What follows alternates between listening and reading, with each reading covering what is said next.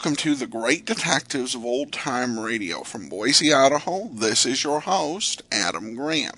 If you have a comment, send it to me, box13 at greatdetectives.net. Follow us on Twitter at Radio Detectives and become one of our friends on Facebook, facebook.com/Radio Detectives. Before we do get started, I do want to encourage you to support our listener support campaign at support.greatdetectives.net. During the listener support campaign, in addition to access to our premium site, which we send to anyone who donates $7 or more, at the $20 level, we'll send along one of several ebooks, all listed at support.greatdetectives.net, and we'll also send an additional thank you gift of your choice. Among the available options we do have, at the $50 level, I'll be happy to send you a choice of 4 different audiobooks I've written. You can listen to Tales of the Dim Night, Fly Another Day, Powerhouse Hard Pressed, or All I Needed to Know I Learned from Columbo. And that's with a donation of $50 or more. And for a donation of $100 or more, we'll send along the Powerhouse Heroic Adventures Bundle, containing 3 different novels for 27 hours of audio entertainment. A full list of available items is at support.greatdetectives.net. You can also mail in a donation to P.O. Box 15913, Boise, Idaho, 83705. Be sure and make checks out to Adam Graham, as that's necessary for me to be able to deposit them. All right, well, now it's time for today's episode of The Adventures of Philip Marlowe. The original air date, September the 3rd, 1949, and the title is The Bum's Rush. Get this and get it straight. Crime is a sucker's road, and those who travel it wind up in the gutter, the prison, or the grave. The trail started in Montana with a bum with 2 names rushing away from his lady love, and led fast into L.A., past a southerner from Canada, a worried wool dealer, and a chorus girl with a .45. When it finally stopped at Murder in the Park, the tramp was still in a hurry. From the pen of Raymond Chandler, outstanding author of crime fiction, comes his most famous character in The Adventures of Philip Marlowe.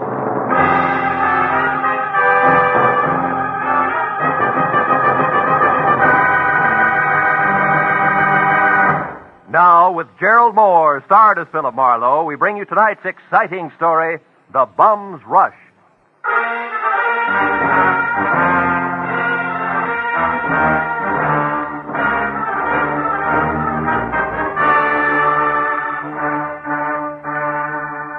You know, there comes a time in everyone's life when a relative wants a favor. But this was a particularly nice relative. In fact, a great old gal. She'd written my name and address in the center, and her name, Jessie Gavins, Eagles Rock, Montana, in the upper left corner of the envelope.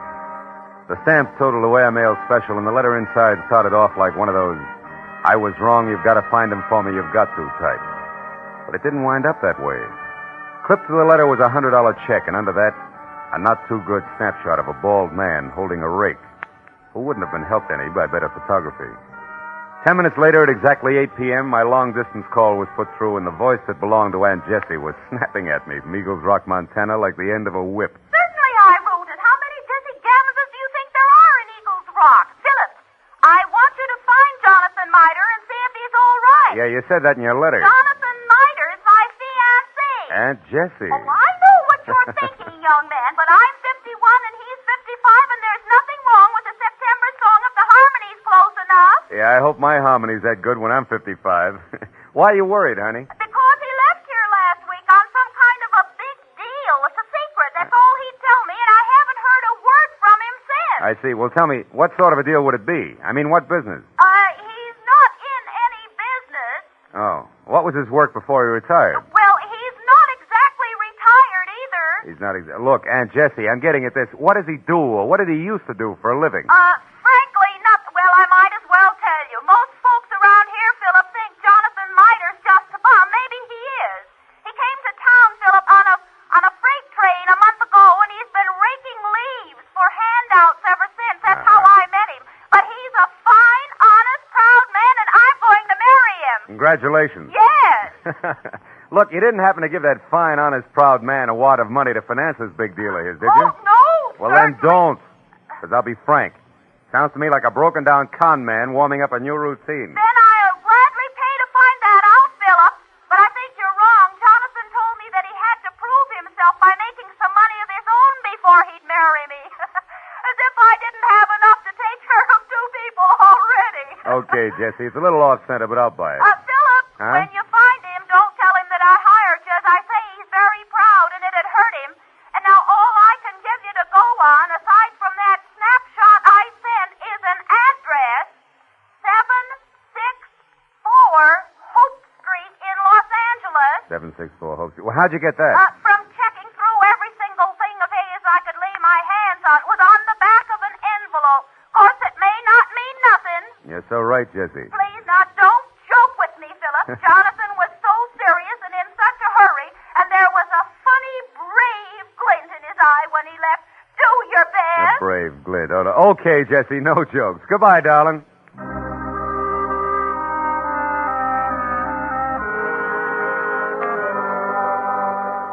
I felt a little sorry for my Aunt Jessie Gavins because the concept of a knight of the road rushing off on a secret quest to prove himself worthy of marriage held up like a celluloid shovel. And it got no help when I pulled to a stop in front of 764 Hope Street. It was a cramped combination warehouse and office of corrugated iron and glass brick, respectively, with a shy red and black sign reading Hirsch Woolens over a door that looked like it handled about as much business recently as a repair shop for spinning wheels. It was half open, however, so I went in just in time to catch the last round of what must have been a healthy spat going on behind a frosted glass door marked private. Well, I'll tell you something, Mr. Eldenhurst. Keep your eyes more on wool and less on nylon, and you'll be better off. All right, all right. For heaven's sake, Martha, this is no time to quibble. We've got more important things to do. Unless, of course, you want to keep that chorus job at the Plumes forever. Well? Okay. You just watch your step. Goodbye, Eldon. Stand aside, stupid. This is a hallway, not an art gallery. Yeah, there's a petty girl if ever I've seen one. Well, what do you want? Oh, Mr. Hirsch. Yes? Yeah, well, I'm Ned Johnson. I'm looking for a job. What kind? Oh, salesman. Wool's my line. I see. And how long have you been waiting out here? Oh, I just stepped in.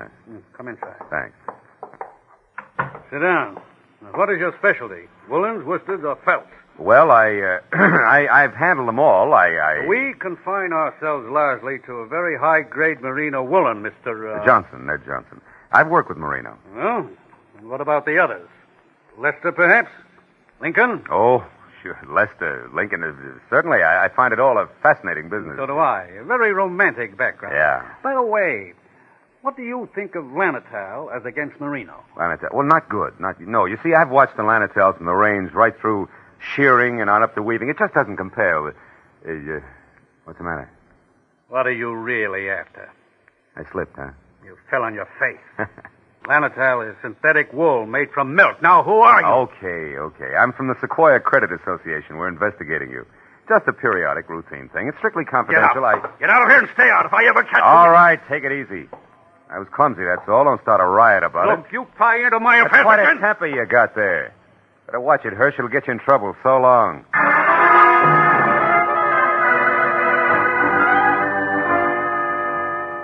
I hadn't exactly been wool gathering with Hirsch and Company, but I hadn't exactly made strides on the connection between a bum in a hurry and 764 Hope Street either. However, I couldn't help wondering what Hirsch had meant when I'd overheard him speak to the girl in the office about more important things to do. So when he slammed the door on my shoulder blades, I went around to the alley for a peek in his warehouse. But I skipped that when a man stepped into view wearing the identical face I had in my pocket on a snapshot. It was Jonathan Mider. He'd swapped the rig for a silver-tipped cane and patches for 14-carat class from spats to a Hamburg, which might well have covered a bald head. But it was the same man, no doubt about it. So I decided to play this one strictly three cushions with reverse English. Hey! Huh? Hey there, you! Oh, were you addressing me, sir? Yeah. Don't I know you? Oh, sure I do. Points east, huh? You're mistaken, my man. I haven't been east in 30 years. Oh, come on, friend. I'd know you anyway. You're good old Jonathan Mider. Sir, I am Ross J. Crowley of Canada, and I have never had the dubious pleasure of your acquaintanceship until this very moment. Ross J. Crowley of Canada, huh? Mm-hmm. Okay, Mider, that's the way you want it. What are you doing around the wool business? Setting it up for a fleecing or just pulling us over somebody's eyes? My good man, you've obviously confused me with someone else. Now, pack off, like a nice fella. I'm in a hurry. Now, wait a minute, Pop. Wait a minute. Let's get this straight first. Your name's not Crowley. Why are you using it? By Godfrey, sir, you're trying my patience. Stand aside. Come on, let's have it. Oh, very well, if you insist. Here it is. Look out. Hey, come back here, you old goat. Why don't you look out? Why, you awkward roughneck. Why don't you look where you're going? I was, but I couldn't get around all three of you. Three? What do you mean? You and your 2 big feet. If you can't keep those gunboats out of people's way by yourself, hire a pilot. Hey, Oh, by now my boy's so far ahead I couldn't catch him if he stopped for lunch. Thanks to you. Goodbye. Went as far as the corner anyway, but I'd been right the first time. Jonathan Maida, alias Ross J. Crowley of Canada, was long gone, and I had no idea where. This left me with one slim, lovely lead, a lady named Marcia. If I'd eavesdropped correctly, she would shortly be making with the legs in the chorus of the Plume Theater restaurant.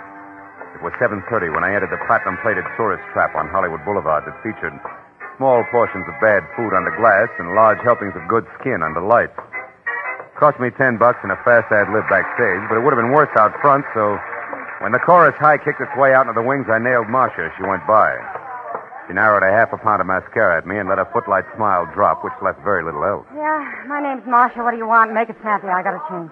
Change what? Your hairdo? This won't take a minute, baby.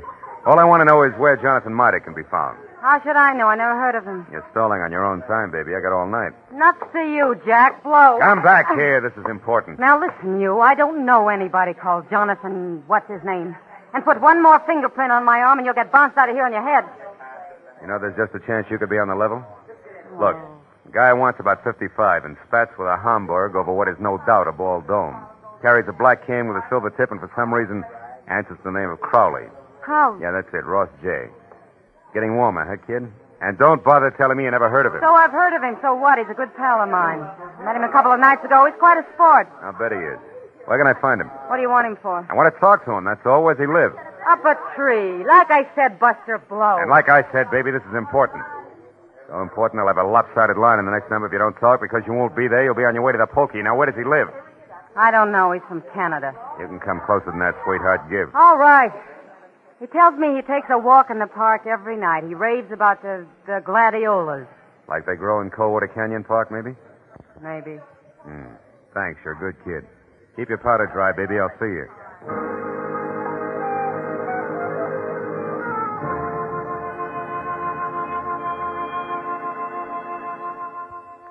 That park looked deserted when a half hour later I drove by it to the far end, turned down a side street and stopped. But as I started in on foot, I saw him, Spats, Hamburg, Kane, and Alias, ambling slowly away from me along a back path. I started after him quietly, and when he got near a corner, I was close enough to hail him, and then grab. But I didn't get the chance. Stand still and keep your mouth shut. I turned slowly. It was the gentleman with the big feet, and he wasn't much uglier, just a little flabbier than the automatic wrapped up in his fist. You seem to be falling over my feet every time I turn around. I noticed that. But I figured the first time was coincidence. What do you figure now? That our gay dog, Mr. Crowley, who just turned that corner there, is wagging 2 tails. But you hold the gavel, Chairman. And don't you forget it either. So he gave you the name Crowley, did he? Mm-hmm. Why, you think he's got another one? Stop that. We both know he's lying. What I don't know is why he took that name or why you're interested. It's a hobby. I collect old geezers with more than one name. You're going to handle hard, huh? You won't tell me? Well, I don't know your angle either. We might work out a trade, huh? No. I'm not wasting any more time either. He's not going to get away from me again. And that means you'd better stay right here. Oh!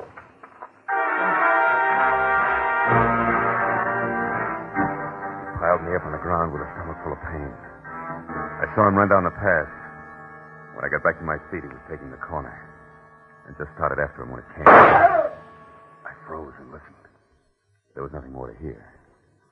I walked softly as far as the corner.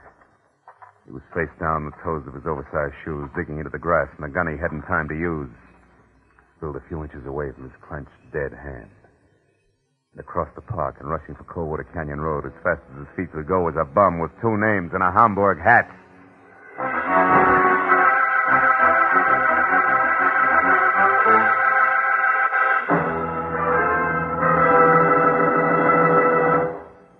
In just a moment, the second act of Philip Marlowe. But first, 30 minutes packed full of talent, music, and fun. That's the Horace Heidt Original Youth Opportunity Show, coming your way every Sunday evening on CBS. Yes, this fall you'll hear them all on CBS. A galaxy of stars. And one of the brightest is genial Horace Heidt, who keeps the fun rolling with one hand and with the other pushes open the door to opportunity. Gives a talented youngster his big break toward fame and fortune in show business. Remember, Sunday night, it's Horace Heidt and his original Youth Opportunity Program.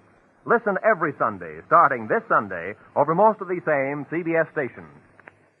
Tune in this fall for the shows that you love best of all.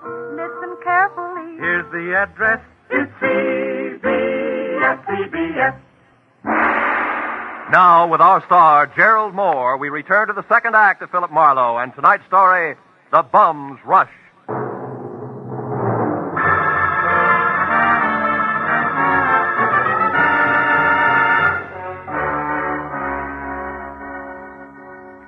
When I took after the fleeing figure known to my Aunt Jessie as Jonathan Mitre, or Ross J. Crowley, he was still barely visible ahead with arms and legs flailing the night air like so many test streamers in a wind tunnel.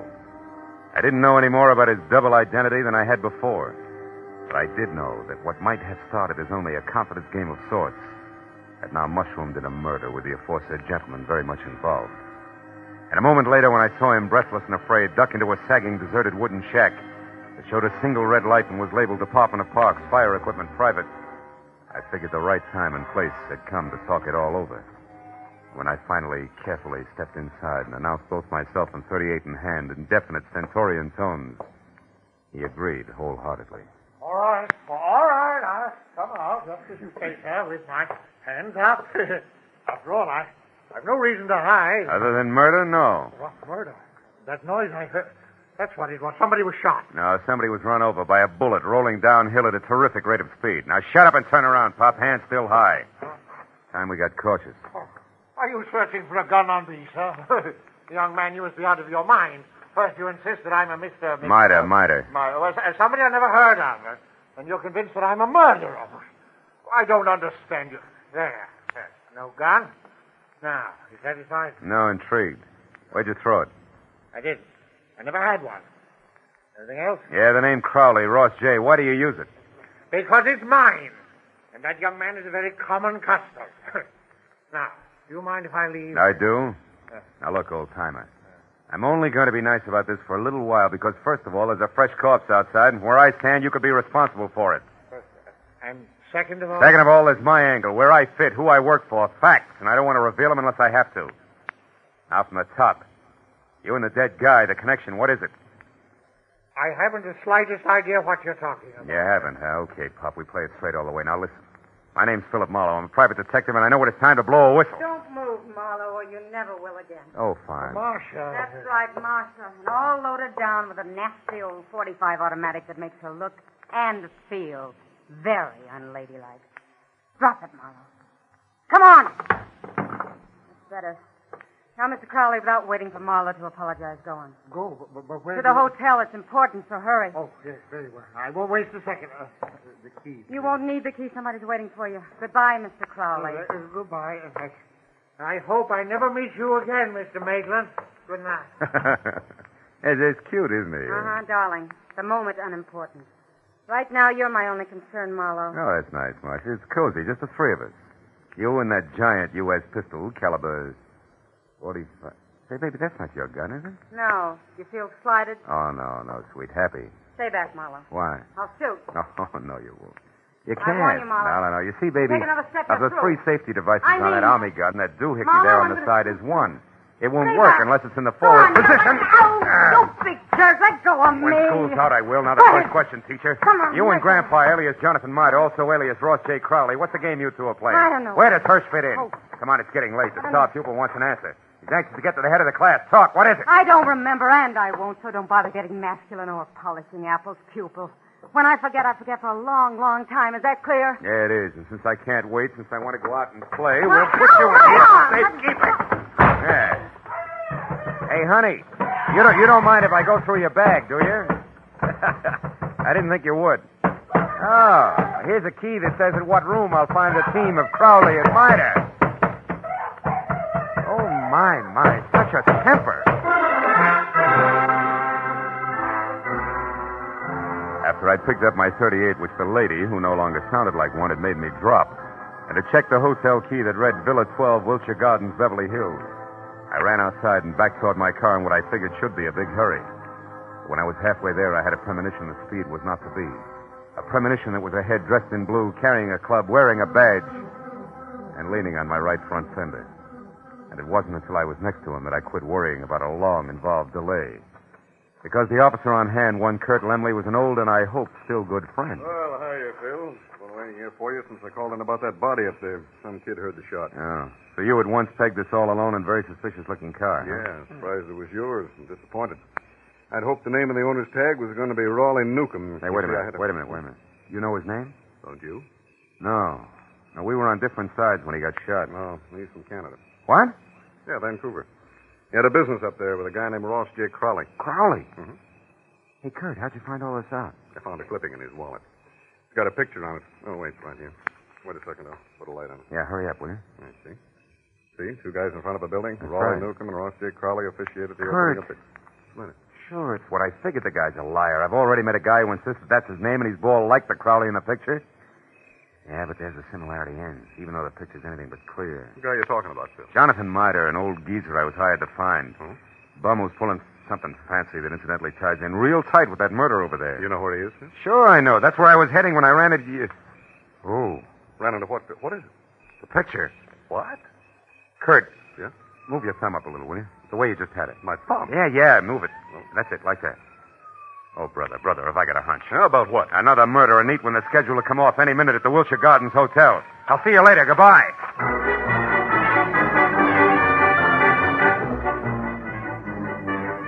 At best, it was 10 screeching stop-and-go minutes from Coldwater Canyon Park across Beverly Hills to the Wilshire Gardens Hotel on the boulevard of the same name.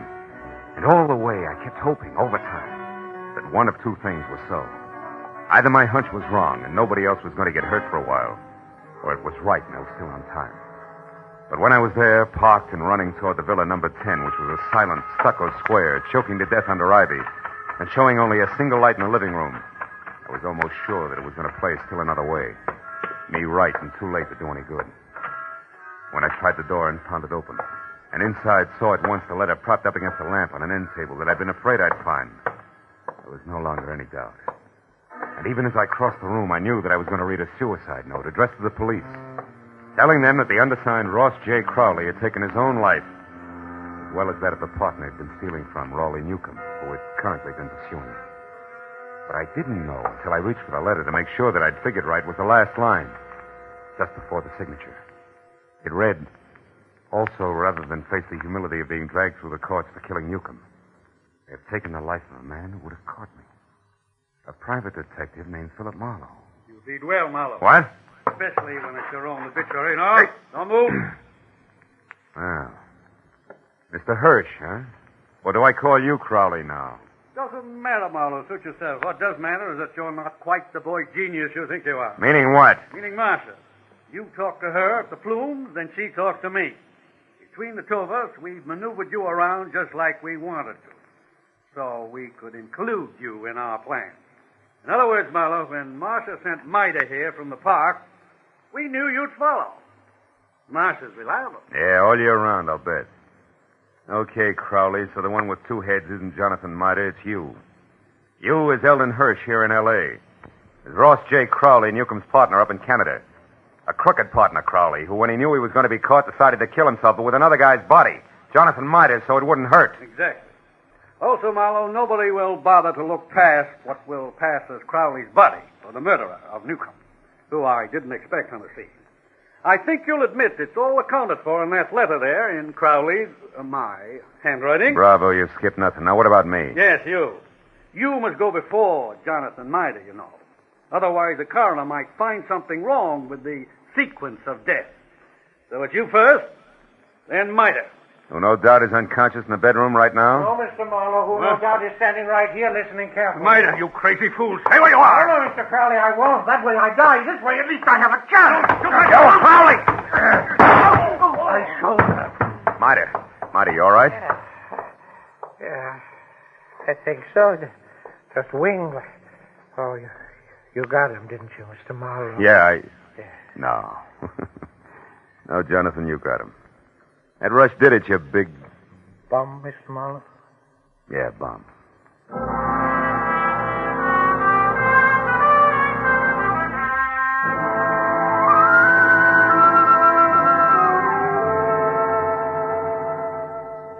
It was 2 long hours of first aid for Jonathan. Arrest on the charge of murder for both Crowley and the accomplice before and after the fact, Martha. And questions and answers in triplicate for the police before Martha and I were finally alone and back in my office waiting for a call we put through to, of course, Eagles Rock, Montana. But even then, the gentleman vagabond couldn't quite get over things. Then, in other words, Mr. Marlowe, this Crowley, who introduced himself to me as Hirsch, had his fiendish plan already formulated. And on one of his trips down from Canada, saw me when his train stopped at Eagles Rock. I was raking leaves around the depot. And he saw me, and he hired me on the spot because he needed someone to fit the part of his corpse. That's it. And you'll admit you were well qualified for the job, alone in the world. Except for Jesse, yeah. Which you didn't happen to mention. And the fact that you were bald. That's too true, Mr. Don't be sensitive. You see, Crowley or Hirsch was also bald. What? All that hair of his a week? That's right. Toupee, every bit of it. And incidentally, you see, the reason I caught on to things, Johnny, a policeman found a newspaper picture of Newcomb and Crowley in Newcomb's wallet. Which told you that I couldn't be Crowley. That's right. It also told me more. When the policeman accidentally put his thumb over the bald part of Crowley's head, it gave me a different picture. Then I only paid attention to what I could see, features blurred though they were. Which you then knew were Herschel. Uh-huh. Yeah, wait a minute. I know. Hello. Mr. Philip Marlowe, please. This is Marlowe speaking. On your call to Miss Jessie Gavins in Eagles Rock, Montana. One moment, please, sir. Here, take it, Jonathan. Me? Yeah, go ahead, speak. All right. Hello, Jessie. Jessica. Yeah, this is Johnny. Yeah, Cuddles. Yeah, it's me, all right. I'm in Los Angeles with Mr. Marlowe. Cuddles, you don't have to shout so loud, you know. She's clean up there, the Eagle. I know, but she can hear you. Just talk. Jessica, you guess what happened now? Now, I'll tell you. Yeah. A man hired me to work for him. To pose, impersonate a Mr. Ross J. Crowley, because he said he had to be free to investigate some crooked people who would try and contact me. Yeah. And since he offered good money right on the spot there, Jessica, I took the job. I thought you'd be proud of me making extra money. No, wait a minute, Jessica. Mr. Marlowe, I better cut this short. It's long distance. It's cost money. Don't worry about it, Johnny. There's no hurry. Take your time. Oh, Jessica. Now, what this man really wanted, you there, Jessica? Was to use me as a corpse. That's right, a body. Oh, I feel fine. You see, he was going to put his rings on me, another identification, to knock me unconscious and get me to the river.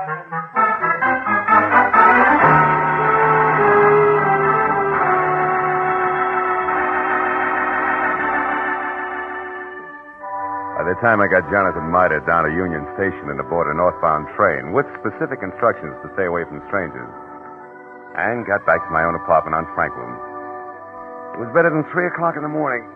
Oh, and I was tired. I emptied out my pockets and started to undress. But I forgot about that when my eye fell on the picture that Jessie Gavins had sent me in her original letter. The picture of Jonathan. Well, now Aunt Jessie was going to be happy. But I wondered for how long. Somehow the portrait of the man with the hoe with the solid look of the ages didn't fit the spare frame of Jessie's night of the road. A lonesome train whistle would blow in the night, and Jonathan Miter would be gone.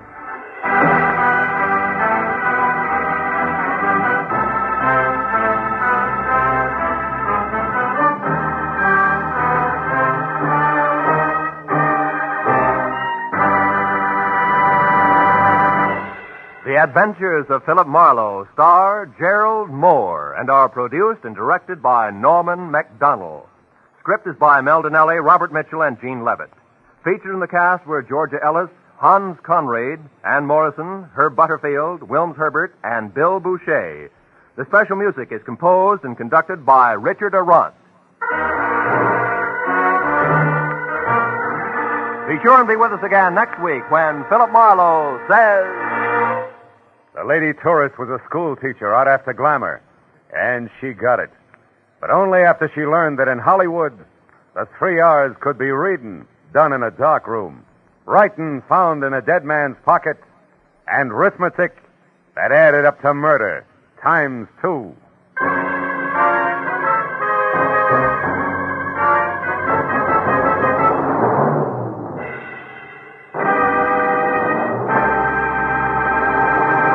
If you think you've got troubles, you should be married to Liz Cooper. She can scare up more trouble than a tropical hurricane, but it's always the kind of trouble you can laugh at because it's all part of My Favorite Husband, starring Lucille Ball. My Favorite Husband is part of CBS's great laugh lineup for Friday nights. You won't want to miss a single minute of My Favorite Husband. And you'll want to be around, too, to hear the Goldbergs, Leave It to Joan, and Breakfast with Burroughs. They'll all be broadcast on Friday nights over most of these CBS stations starting next Friday. This is Roy Rowan speaking. Now, stay tuned for Gangbusters, which follows immediately over most of these same stations.